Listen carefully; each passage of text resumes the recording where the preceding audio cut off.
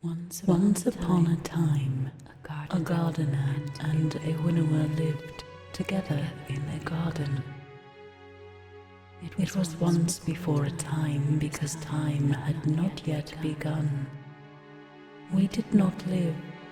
We existed as principles of ontological dynamics that emerged from mathematical structures as bodiless and inevitable as the primes. It was the field of possibility that prefigured existence.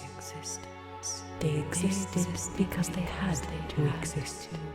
They had no antecedent and no constituents, and there is no instrument of causality by which they could be proportioned into components and assigned to some schematic of their origin.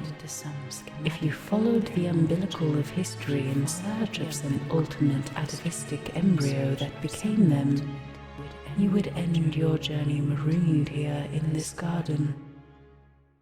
In the morning, the gardener pushed seeds down into the wet loam of the garden to see what they would become.